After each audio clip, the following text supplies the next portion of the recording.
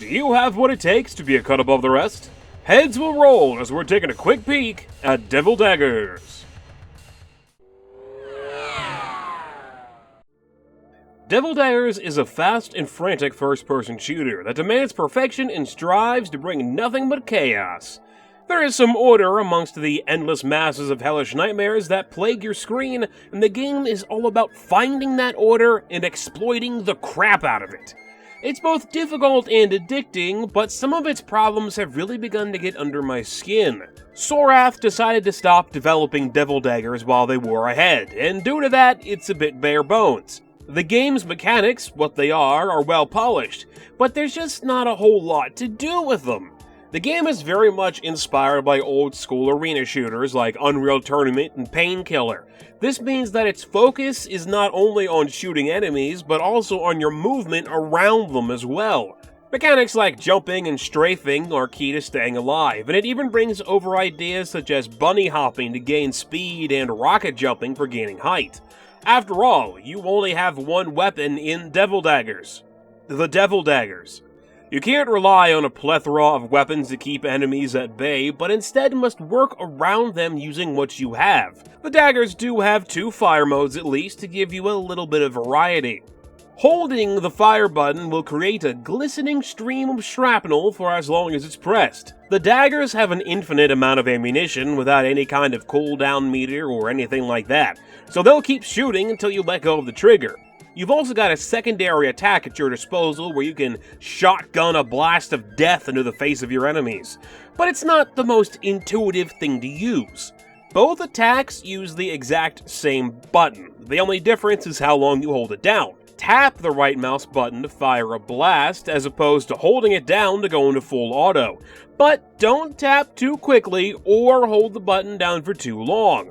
There's a limit to how fast you can fire dagger blasts, and the game takes a millisecond or two to decide which fire mode it should use after you press the shoot button before it actually shoots. If you aren't careful, the game can sometimes get a bit confused and just not fire at all, causing you to die. Dying happens a lot in Devil Daggers. After all, the whole game is based around it. There's no in-depth story mode, nor a list of challenges to complete. There's nothing like that at all. Instead, Devil Daggers is a score attack game, where you play till you die only to start over and play again. It's unknown just how long Devil Daggers is from start to finish, if the game even has an end, but you can get the game's one and only achievement for surviving for 500 seconds. Your score is how long you stay alive, with the current high score being around 600 seconds. After putting about 4 hours into the game, the best I could do is 146 seconds. Now, this is mostly because of the game's one-hit kills.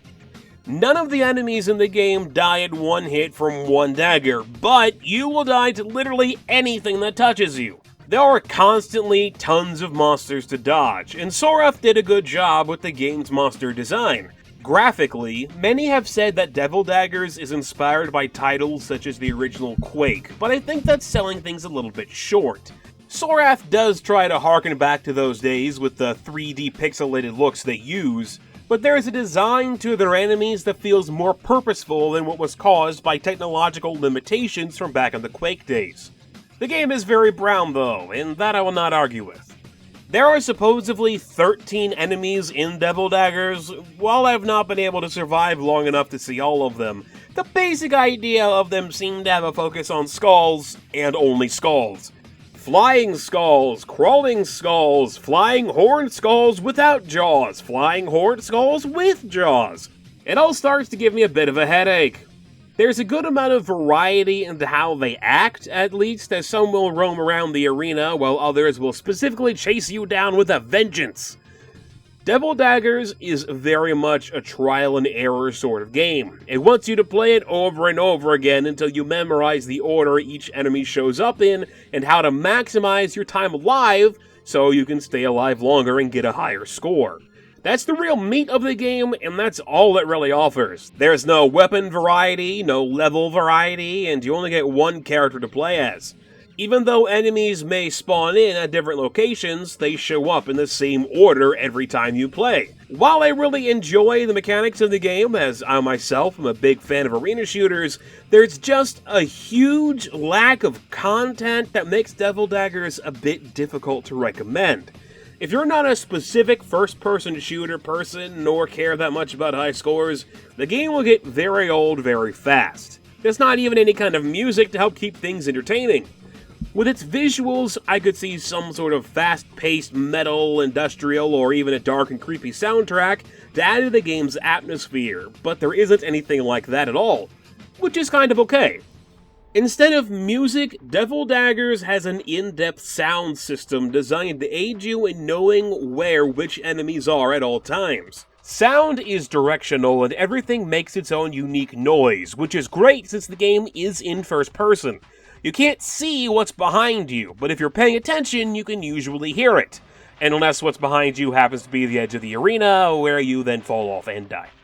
The biggest thing that this helps with is collecting gems that are dropped by specific enemies. Gems can make your daggers more powerful, but you need a lot of them before they start really doing anything at all.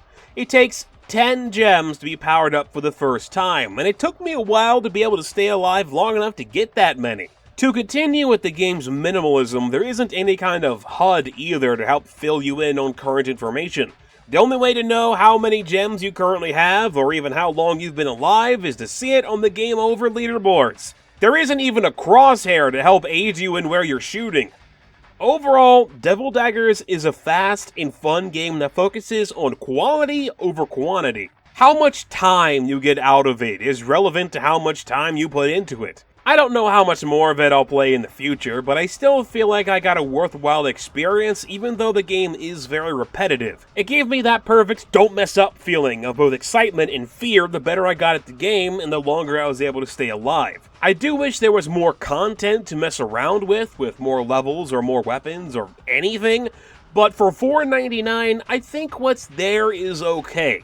Whether it's okay for you depends on how much you like first-person shooters and your own personal feelings on playtime versus overall cost. You can find games that give you more gameplay time for that cost, but you won't be able to find many that offer you the exact same kind of experience as you get in Devil Daggers.